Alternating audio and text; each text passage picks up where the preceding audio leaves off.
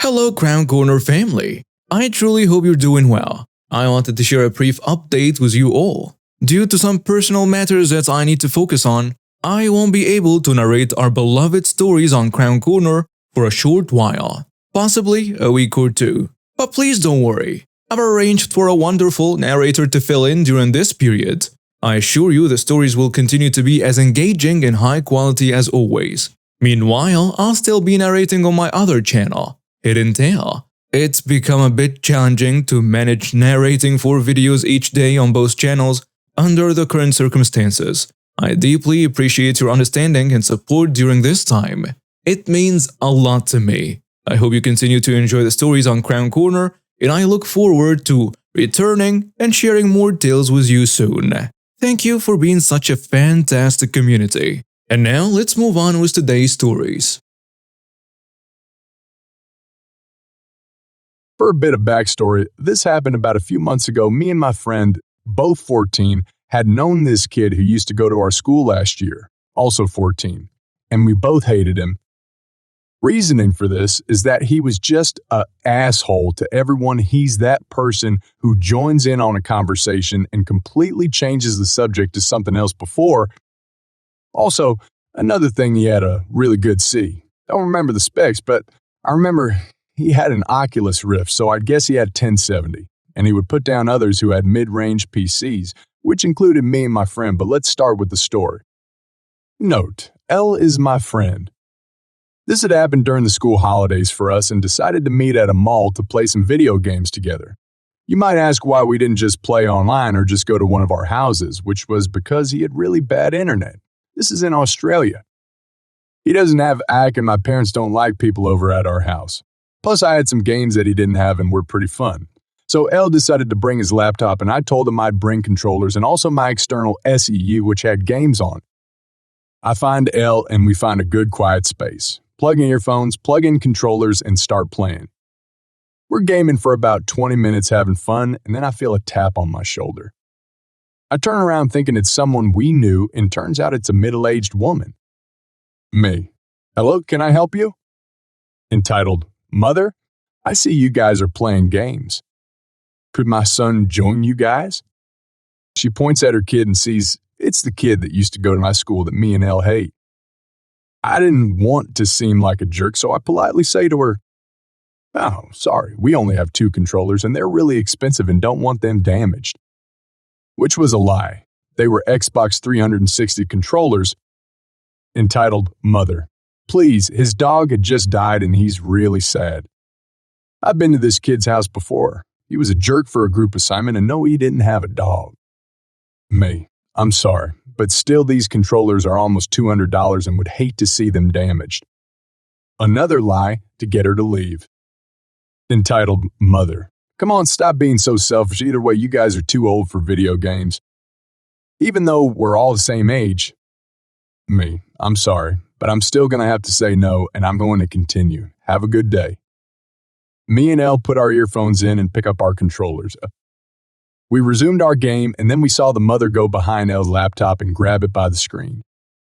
Elle immediately throws his controller down and grabs his laptop by the keyboard. I was startled by this and froze. Then Elle said, "Elle, dude, help me." There was nothing I could really do, so my first thought was to grab her wrists and pull them apart from each other. A lot of people were watching at the moment, and I saw some runoff to grab security, I guess. So I go for her wrists and I get her off the laptop. Entitled, Mother, don't you dare touch me, you little jerk. Then she winds up to slap me. I noticed this, and my first thought was to tackle her to the ground. To be honest, I probably could have dodged her hand, but this was kind of a fight or flight moment, and me being high on adrenaline, I choose to fight. I tackle her to the ground, and she doesn't get up for her. Oh, wow. Then I hear, entitled, Kid, don't hurt her. Entitled, Kid starts running towards me and looks like he was going to throw a haymaker at me. With my basic jiu-jitsu and judo skills, I'm able to hip toss entitled Kid to the ground and start applying a rare naked choke to try, and I see a security guard running towards me, and because of this, I let the kid go and stand up. Before I can tell the security guard what just happened, entitled, Mother screams at the top of her lungs. Entitled, Mother, These little jerks tried stealing my son's laptop and beat us up and sexually assaulted me. I start thinking, Jesus Christ, she's definitely on something, and the security guard goes and pins me up against a wall and radios in to call the police. Al, being smart, remembers his laptop has a feature where he can save a recording of the last 10 or so minutes, and he knew his laptop's webcam mic would have recorded all the audio. So he saved the recording, and another security guard comes and pins him to a wall as well. It's not long before police arrive. They handcuff us to make sure we don't run and ask entitled mother and entitled kid about what happened. Us standing there handcuffed, I asked Elle if he saved the recording, and he did. I thought this will be good. Cops are done asking them about what happened. They come to us and ask us what happened. We tell them everything, and they say that they're going to have to look at the security cameras. Elle mentions to them, Al, there's proof on the laptop. I can get it up for you. The cops agree to listen to the footage and realize that entitled mother and entitled kid were in the wrong. The cop uncuffs us and tells us to wait around a bit longer. They then handcuff entitled mother, which puts her in a fit of rage. Entitled kid starts punching the cop in the stomach. They were pretty soft punches, so they put him in handcuffs as well. The cop tells us that they're sorry this happened to us and that we were free to leave. The two security guards that came and pinned us against a wall said they were sorry about what happened and told us that entitled mother and entitled kid will be banned from the mall. And if we would like, we could get a $50 MasterCard gift card. Both me and Elle refused, as it wasn't the security's fault. They really wanted us to take them, so in the end, we just accepted them. We shake the security guards' hands, and we leave. Ever since then, I heard the kid lives with his dad now, which I know isn't a jerk, and his mom doesn't have visitation rights and got 2. 5 years for attempted robbery and assault of a minor, which I don't know if it's true, but the only punishment I know she got was a $200 compensation to LA's. His laptop was damaged because of the incident, only cosmetic damage, nothing physical. But the best thing that's come out of this event is me knowing I won't be seeing either of them for a very long time. In 2010, I was working night shift at the nursing home where I lived as an aide training to become a candidate. One of night shift's duties were to stock all of the residents' bathrooms with anything the day shift might need during the day, and night shift was pretty good at it. Things stayed stocked and day shift never ran out. Well, about 6 months in night shift had a week-long period where we had 1 or 2 people pass away on the night shift, and that takes the whole staff, and we can't really deviate from tasks for non-menial tasks like stocking and put those above the care of the family of the loved ones that pass and the other residents in the facility. After a week of not being able to stock the way we liked, the complaints started pouring in. The communication book that night shift wasn't doing our job. The charge nurse tried hard to have our back, but we were all still reprimanded. Finally, things came to a boil when, after another really hard night, one of the day shifts started screaming at me in front of everyone and placed all of the blame on me. The director of nursing, Don, pulled me aside and helped calm me down. I was tired and lost someone that I really cared about that night. It's not just the families that loses a loved one when residents pass away. The Don helped me calm down and suggested I take the night off since I don't sleep well during the day and had already been working 6 days. I told her no. I want to make sure that everyone knows how hard I work even when it doesn't look like it, and I made a plan. That next night, after we got our nightly information about the happenings of the day, I told the other Kane that I would be doing their stocking as well as my own. Puzzled but willing to hand off work, they complied. We had 2 really big carts that I stocked so high I was picking up supplies as I was going down halls to each room. Depends robes, toothbrushes, toilet paper, mouth swabs, chucks, bed sheets, blankets, wipes, anything that was needed, I stocked and then stocked again. I stocked them so well in rooms that rooms never ran out. Sometimes the stacks would get so high they threatened to fall. The cupboards literally had stuff falling on day shift. I stocked them so well. After a couple of months, the complaints started coming in that day. Shift couldn't do their job well enough because they were spending too much time cleaning up stuff falling on top of them. Again, I was screamed at about not doing my job right and making it more difficult for day shift to do theirs. The whole time I'm being screamed at by a nasty man with a bad haircut that done an administrative director were in the office behind him and could hear everything. I looked at his stone face and said, "Wasn't it you who just a couple of months ago complained we weren't stocking well enough and inhibiting day shift's ability to do their job?" All of a sudden, I heard laughter coming from the office, and he was pulled in and written up for harassment and bullying, which has a no tolerance in my facility. It became a regular way night shift stocked rooms, and from what I understand, even though I don't work there anymore, still is. I moved into my apartment about 2 months ago, and I noticed that many basic maintenance issues, e.g. moldy leaking ceilings, toilet not rooted to the ground, broken windows pipes that leak debris, unsafe wiring, heating did not turn on some outlets, and smoke alarms didn't work, etc. That I had discussed with the broker prior to moving in had not been fixed, despite the broker's assurances that these would all be addressed before move-in. Additionally, no one had bothered to clean anything, so when I should have been unpacking and setting up my new home with my wife, I was busy on my hands and knees all day, scrubbing every dirt, calc surface. Fast forward a few days, we speak once again to the broker and to the building management about the conditions, which were not fixed. They send a superintendent who does not speak any English and who disappears before fixing the issues, but not before leaving a mess. This repeats for a week until I finally called city, who sends an inspector. Turns out, the above-listed conditions of the apartment are deemed illegal, and the landlord is given a certain window of time, either 30 days, 60 days, or 90 days, to fix each specific issue before fines begin to accrue. City inspectors keep coming to check on the repairs. Meanwhile, a manager from the building is emailing us saying that we never gave them proper notice of the issues and is saying that we are in the wrong for calling the city. The other representatives from the management agency back her up, totally ignoring all our prior conversations, many of which were in writing via email. Once I proved that we did indeed describe the issues to them, they blame me for not allowing them access to my apartment to do the repairs, which still had not been completed due to workers disappearing before the repairs were complete, as well as them not showing up at agreed upon times. Lots of angry emails go back and forth, which ultimately lead to nothing. 2 months into our lease, which was about a week ago, most of the repairs had finally been completed. Turns out, however, that when city inspectors were here, they noticed that the front door does not automatically close. Apparently, that is required for fire safety reasons.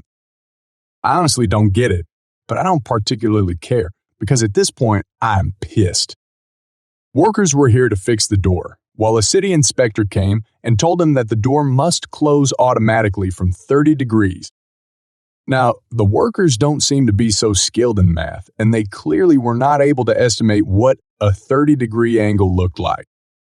They saw that the door closed automatically from a much larger angle than 30 degrees and assumed it was okay.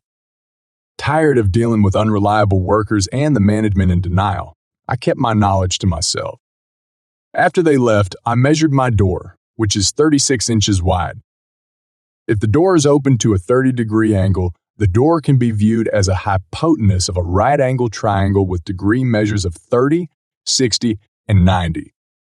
Taking the sin of 30 degrees and multiplying it by the hypotenuse length thus yields the length of the opposite leg of the triangle. In other words, the door would need to self-close when the edge of the door is 18 inches away from the door frame. Did the door actually do that? Of course not. Now, the management believes this issue to be fixed, but next time the city shows up to inspect if it has indeed been fixed, I will show them the math and demonstrate how the door does not properly close. Fees for this issue not yet being remedied are accruing at a rate of $250 a day. Once the city sees that the issue still has not been fixed, the fees may escalate even more. The next phase is creating leaflets about tenant rights, how to get the city to lower one's rent if living conditions are poor, and how to call the city inspectors to find the landlord for unaddressed maintenance issues. I've patiently waited for 2 months for issues to be fixed that never should have existed in the first place in an apartment that is being newly rented out. Don't treat your tenant well, then be prepared for the full extent of the law to be applied and made fully known to all your other tenants. This happened last year, and I've been waiting months to share the inevitable fallout. So please enjoy this lengthy tale of corporate stupidity. I'll begin by saying I work for a software company. I was working on a project for a client to customize part of the software and stuff. The project was very open-ended, mostly because the client kept changing their mind about what they wanted, so the contract was time and materials. Meaning that I had an hourly rate, I would log all the time, worked on the project in half-hour intervals, and every week my company would bill the client company for the hours spent on the project. The client said they didn't care how much effort it took. They wanted a good product and they wanted it before the end of the year so they could present it at their big internal meeting. At the beginning, the project went great. Every week I had a meeting with the client and I would get feedback on the progress, as well as new requests they might have, and then I'd spend however long it took to implement the changes. I'd bill them 15 hours, 20 hours, 25 hours, or however many it had been. Slowly, over time, the client started requesting more and more. I told them during the meeting this feature will require X days of work. Changing that will require you more days and so on. But again, the client insisted they needed all those extra features. They also complained that the project wasn't advancing quickly enough and insisted they needed the project completed before the end of the year. I talked to my manager and explained the situation. To be able to finish quickly enough, I needed to work full-time on this project. My manager moved my other projects to different people, and we told the client that until the end of the year, I would work full-time on the project to ensure we will hit all the deadlines. The client was overjoyed. For about a month. The following month, the client is pissed and is demanding to know why we're charging them so much. I pull out my timesheets and explain that, as agreed, I've been working full-time and more on their project. Every week I've logged between 45 and 50 hours of work, and I have detailed notes specifying exactly how I've spent that time. I'm not particularly concerned about being accused of stealing time, because I'm a fast worker and most tasks have been completed more quickly than the original estimate. Besides, I point out that I'm now working twice as many hours as before, so it's costing the client twice as much per week. But I'm also completing tasks twice as quickly and will be finished in half the time. The client, unfortunately, doesn't appreciate my use of logical reasoning. They accuse my company of taking advantage, and they say that starting from next week, they no longer want to pay for more than 20 hours of work per week. I tell them, sure, we can do that, but it's October already, and you want the project completed by the end of the year. Given the amount of work still left to do, I will need more hours to finish. The client doesn't let me explain and says that we're not to bill them for anything more than 20 hours per week. They will not pay us for more than 20 hours per week, and they want this in writing or they'll cancel the entire project. And my manager says, of course, the customer is always right.